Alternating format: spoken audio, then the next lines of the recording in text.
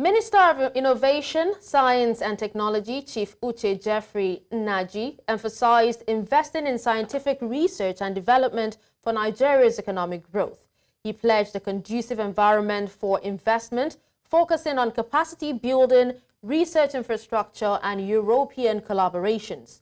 Now, during EU Ambassador Samuela Isopi's visit, Nnaji highlighted potential collaborations like renewable energy, climate-smart agriculture, and biotechnology. Isopi reaffirmed EU's commitment to Nigeria's innovation and research development, and also Permanent Secretary Mrs. Estwabana Nko Asanye requested training assistance for research officers.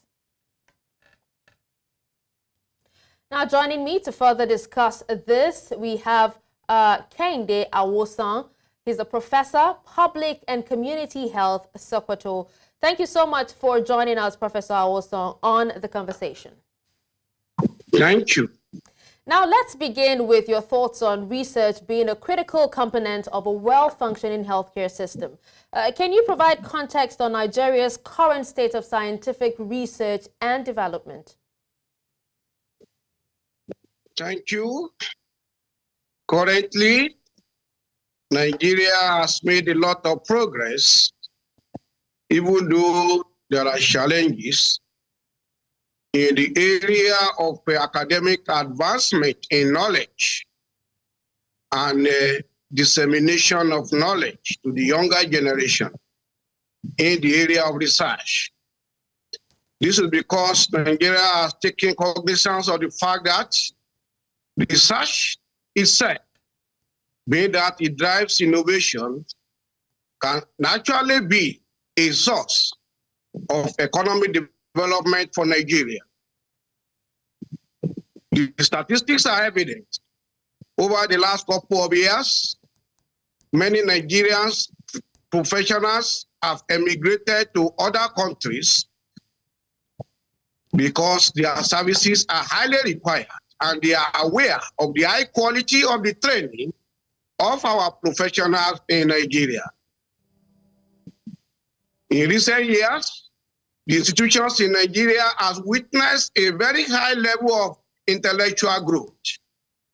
This culminated in the evolution of so many universities across Nigeria. And this has driven innovation to a large extent. Now we have so many locally adaptable technologies that are changing the landscape of the Nigeria economy. Also, research has contributed to national development. Many scholars in Nigeria have won grants, which also brought in foreign exchange to the country.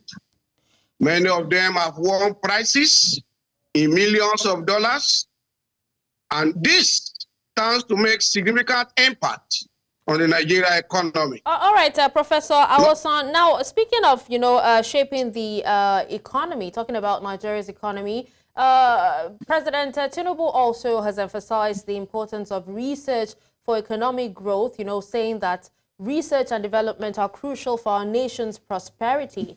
Now, would like for you to, explain to us why or how crucial is investment in scientific research for Nigeria's economic growth in particular? Actually, if Nigeria is to develop, it is imperative that both governments and other non-governmental organizations invest heavily in research. By investing in research, we'll be able to have more inventions instead of going to other countries to import technologies. Nigeria will be manufacturing or producing their own technologies. We have the expertise, we have the professionals, and we have the human resource to achieve this. Not only that, you can imagine the amount of money Nigeria spends every year to access postgraduate training abroad, particularly master degree program.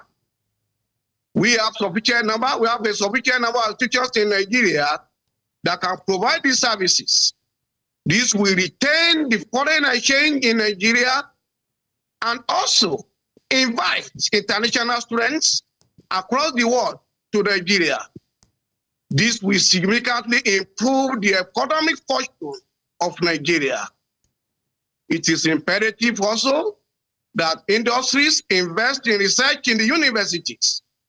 By so doing, there will be more innovations, products will be developed and patented, and this will enable both the industries and the professionals themselves to earn good income. If this starts to happen, the problem of brain drain will cease. Brain drain can never be legislated because nobody can prevent anybody from seeking greener pastures.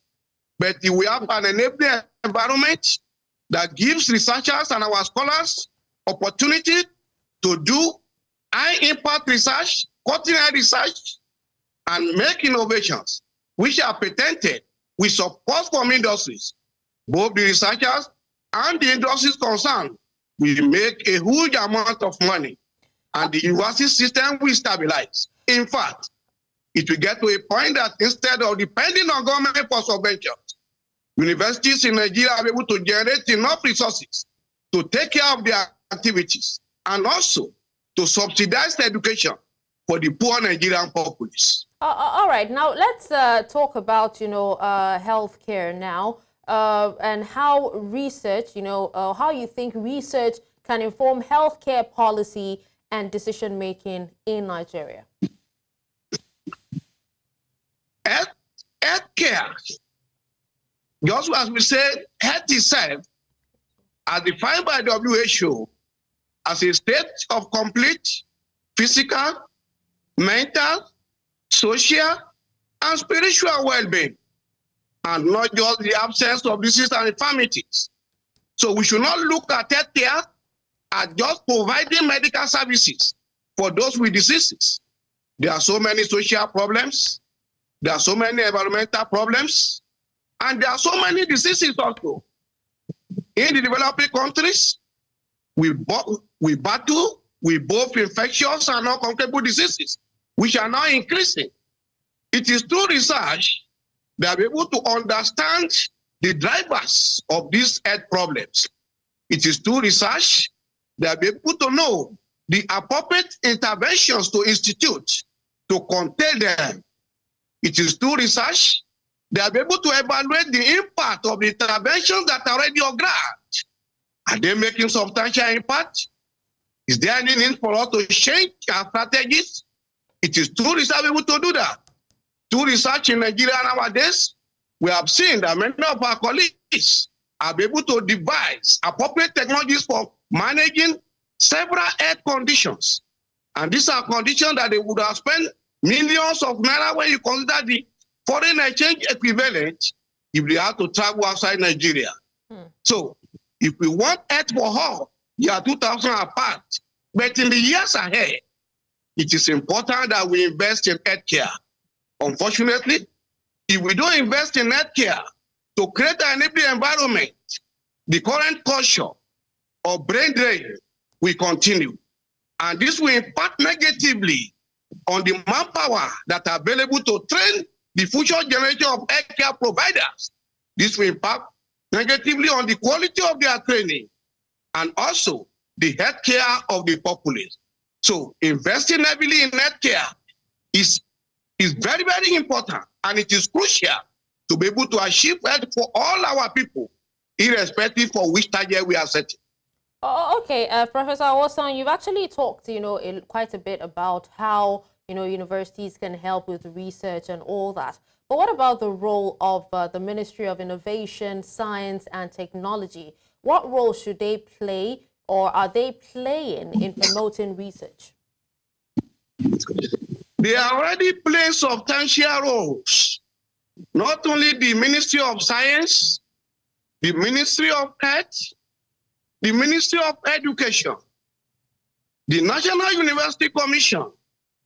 In Nigeria, we have the enabling policies to allocate substantial resources to health.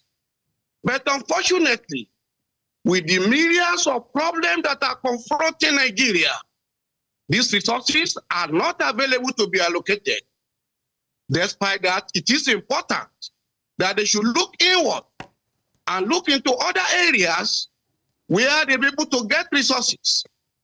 One of the objectives at the Alma-Ata Declaration for Primary Health Care, which was said at Alma-Ata, is that countries across the world should try and focus on making peace instead of warfare.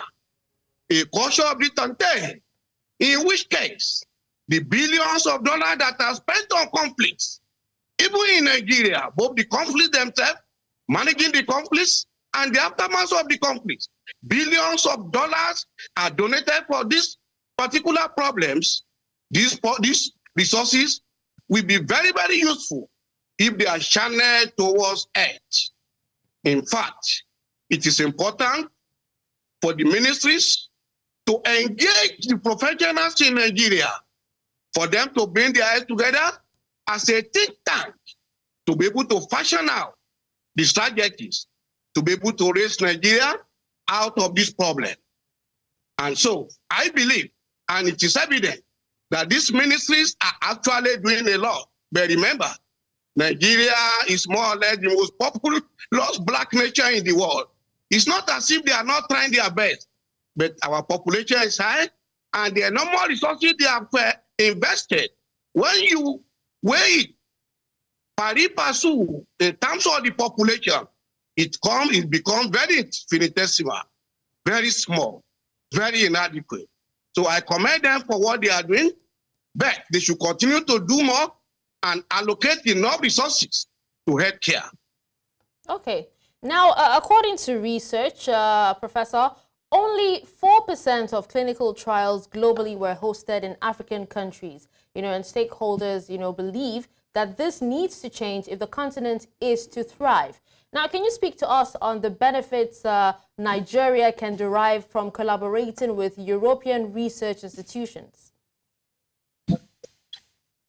Currently, Nigerian researchers over the years have been collaborating. However, governments should try and create an enabling environment. For example, if a researcher in Nigeria wants to design a clinical trial, this is a study that we carried out over so many years. It will go through different phases. And the researchers in Nigeria, majority of them that are actually competent and are interested in carrying out such studies do not actually have the funds. And that is why over the years, they have been collaborating with their partners, their counterparts in the developed countries.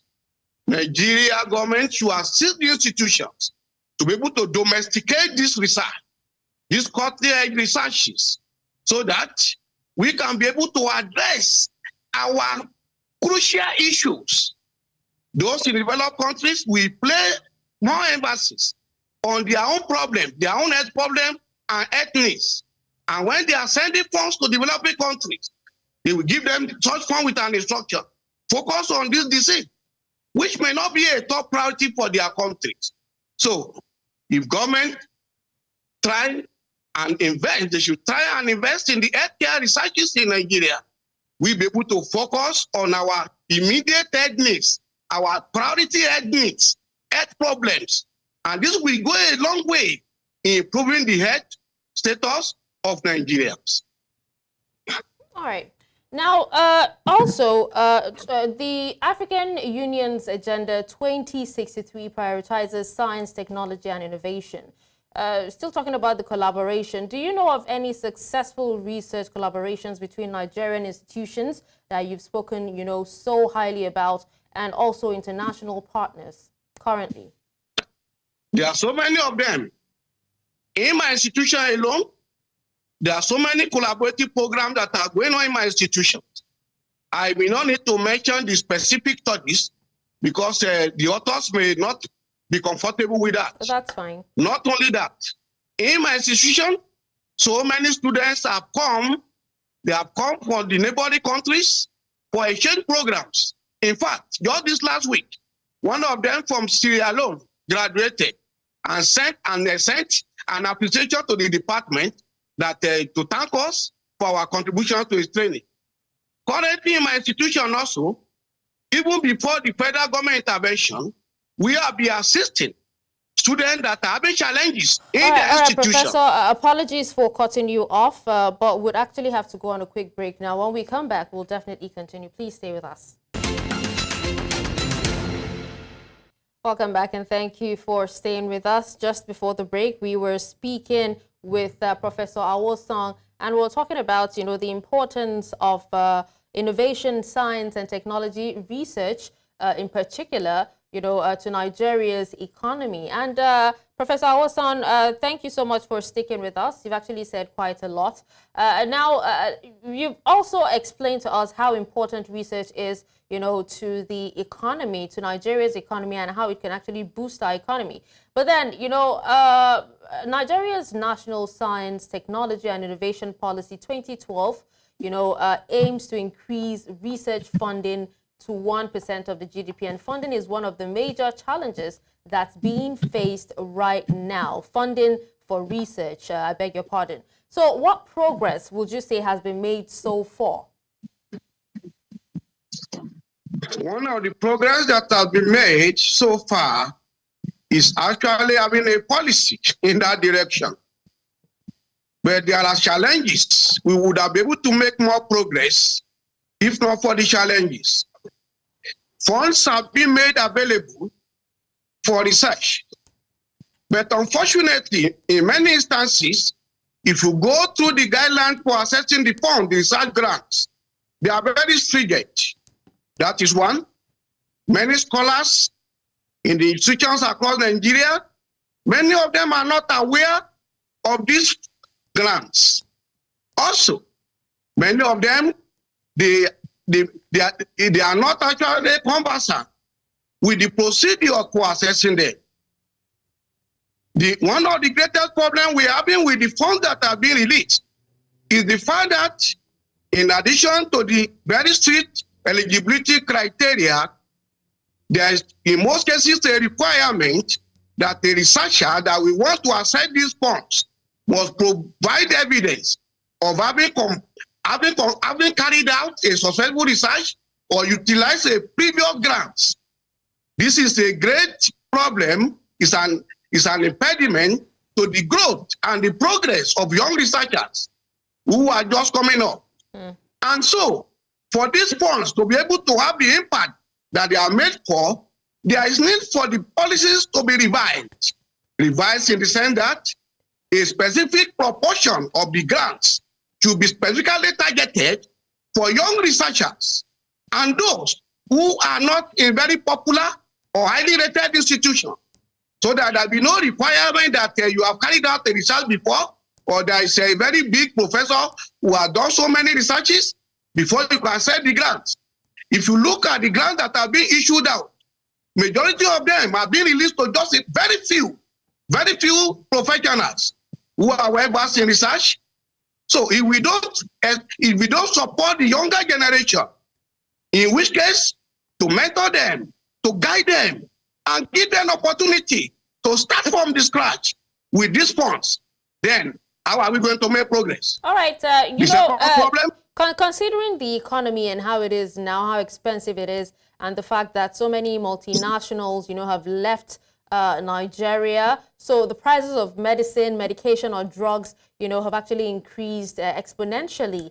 So what role can traditional medicine play in Nigeria's healthcare system, and how do you think that research will be able to, integrate traditional and modern practices? Because you have so many people, that cannot afford these modern medicines, going back to traditional medicines as well.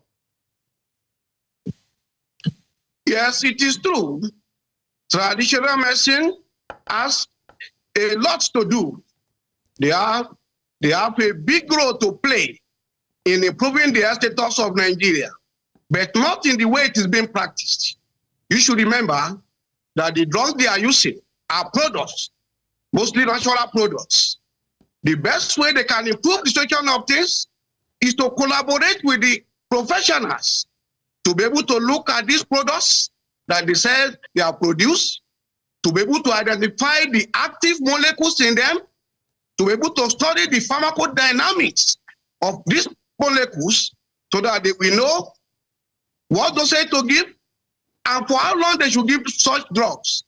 If that is not done, we continue to have a situation whereby a lot of people who resort to these traditional drugs, unfortunately, these products are not subject to post-evaluations. When we consume the drugs, nobody actually knows what is going to happen, what has happened to them. So the fact that the side effects and the fatalities are not being reported does not actually mean that they are safe. So they should collaborate.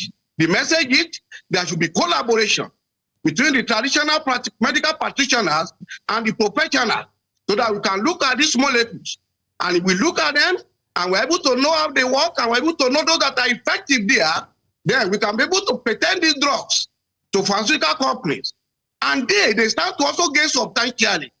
Both the traditional practitioners, the professionals, and the patient themselves. This will improve the health status of Nigeria, and in fact, we may even start exporting some of those products outside Nigeria. Because anything you are exporting outside, you must produce a valid evidence that it is effective. And this can only be determined through research, no other way. All right. Any other method is an anecdotal evidence, which will not hold water, and it will not be acceptable. All right, now let's speak about the researchers themselves.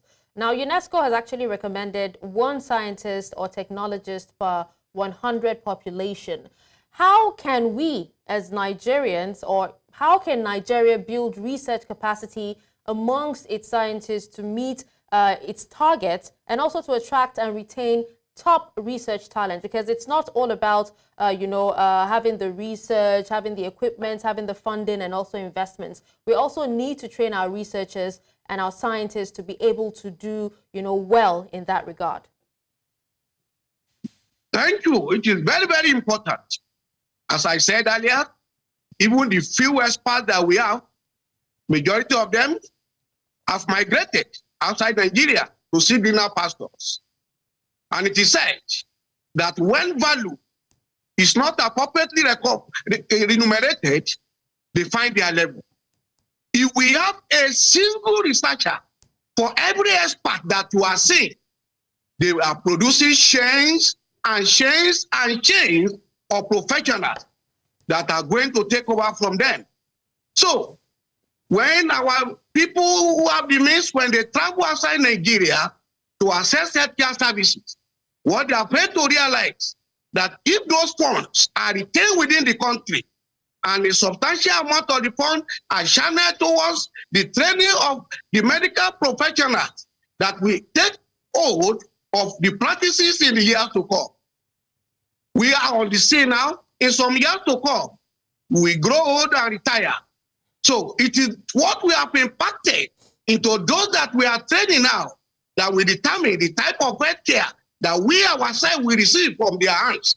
Because whether we like it or not, they will eventually become our doctors, our nurses, and all what have you. So I think the time has come and the time is right for the Nigerian government to re-strategize and reallocate sufficient resources for healthcare. Because don't forget that it is not only the university that we carry out research. Even in the teaching hospitals, we also carry out research. In the university, we have a vice chancellor for research, innovation, and development. In the teaching hospital, we have a deputy CMAC in charge of research also. So the more funds are made available, targeted, if we can still remember the Ouagadougou Declaration, if we have up to 50% of the GPDP committed to health, Nigeria will not be where it is today. And the situation is still continuing.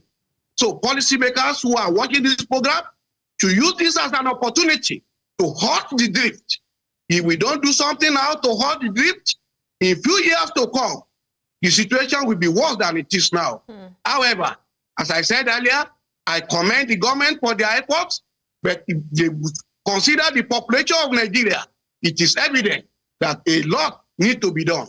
Thank you. All right, well, thank you so much, Kehinde Awosan, Professor Public and Community Health, Sokoto. We appreciate you for your time and also for speaking to us on this.